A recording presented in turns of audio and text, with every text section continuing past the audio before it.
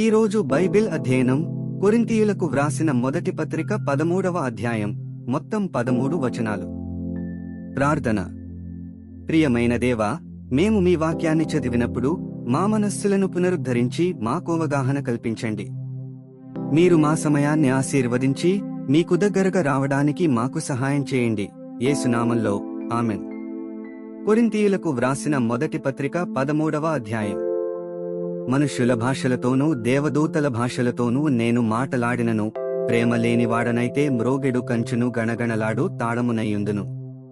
ప్రవచించు కృపావరము కలిగి మర్మములన్నీయు జ్ఞానమంతయు ఎరిగినవాడనైనను, కొండలను పెకలింపగల పరిపూర్ణ విశ్వాసముగల వాడనైనను, ప్రేమ లేనివాడనైతే నేను వ్యర్థుడను.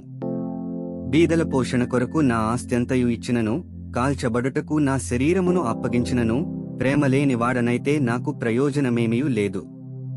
ప్రేమ దీర్ఘకాలము సహించును, దయ చూపించును. ప్రేమ మత్సరపడదు, ప్రేమ డంబముగా ప్రవర్తింపదు, అది ఉప్పొంగదు. అమర్యాదగా నడువదు, స్వప్రయోజనమును విచారించుకొనదు, త్వరగా కోపపడదు, అపకారమును మనస్సులో ఉంచుకొనదు. దుర్నీతి విషయమై సంతోషపడక సత్యమునందు సంతోషించును. అన్నిటికీ తాళుకొనును, అన్నిటినీ నమ్మును, అన్నిటినీ నిరీక్షించును, అన్నిటినీ ఓర్చును. ప్రేమ శాశ్వత కాలముండును. ప్రవచనములైనను నిరర్ధకములగును, భాషలైనను నిలిచిపోవును, జ్ఞానమైనను నిరర్ధకమగును. మనము కొంతమట్టుకు ఎరుగుదుము, కొంతమట్టుకు ప్రవచించుచున్నాముగాని పూర్ణమైనది వచ్చినప్పుడు పూర్ణము కానిది నిరర్ధకమగును. నేను పిల్లవాడనైయున్నప్పుడు పిల్లవానివలే మాటలాడితిని, పిల్లవానివలే తలంచితిని, పిల్లవానివలే యోచించితిని.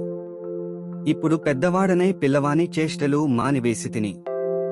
ఇప్పుడు అద్దములో చూచినట్టు సూచనగా చూచుచున్నాము, అప్పుడు ముఖాముఖిగా చూతుము.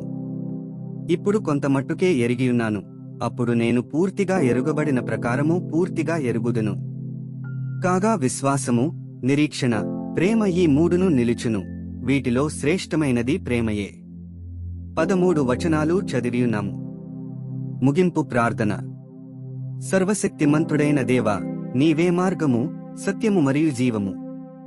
చదివిన వాక్యాన్ని మీ కృప ద్వారా మా హృదయాలలో ఉంచుకుని మా జీవితంలో అన్వయించుకోవడానికి మాకు సహాయం చేయండి. ఆమెన్.